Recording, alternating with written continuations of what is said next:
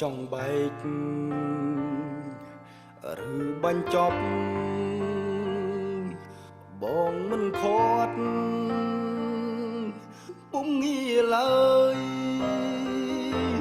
សុំតែម្យ៉ាងមេត្តាចុះត្រានត្រើយកុំយកបងជាឆ្លើយជន់ឈ្លីបេះដូងភក្តីឈប់យកលេសមកបាញ់ឈឺមិនចង់លឺមិនចង់យល់ទុកឲ្យបងស្ងប់ចិត្តផងនេះមុនជាបាលភាពអំពុលស្លាកស្នាមអានុសាចិនអូនមានថ្មីហើយមិនដឹងត្រាំត្រៃនៅចុងពីចោលថាក្បត់ពុំនេះសាវ៉ាឲ្យស្រីក្រមចិត្តមានន័យយ៉ាងណាដូចស្រស់វមិត្តបើបងខុសពិតបងទេជាអ្នកអាចិន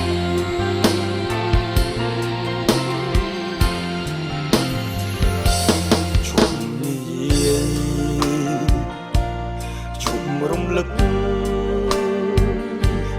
បើនៅគិតរឹកដៅផ្សារឿងហួហើយបំភ្លេចចុះជីវ៉ាបងសុខចិត្តក្រំគ្រីទទួលកំហុសគ្រប់យ៉ាង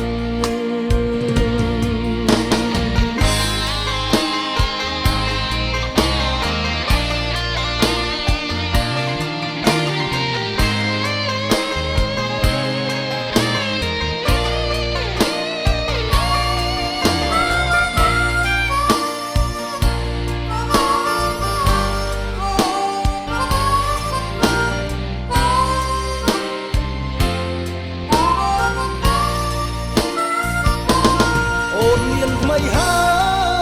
យមិនได้ត្រាំត្រៃនៅចុងពីចោលថាក្បត់ពុំងារសាវ៉ាឲ្យស្រីក្រមចិត្តមានន័យយ៉ាងណាទៅស្រមោមិត្តបើបងខុសពិតបងទេជាអ្នកដើរចេញ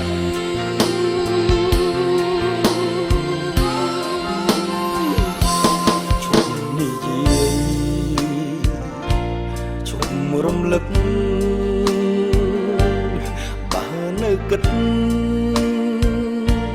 រឹកក្តៅផ្សារឿងហួសហើយបំភ្លេចចុះជីវ៉ាបងសុខចិត្តក្រំគ្រីទទួលកំហុសគ្រប់យ៉ាង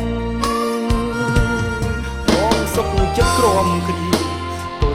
កំហុសគ្រប់យ៉ាង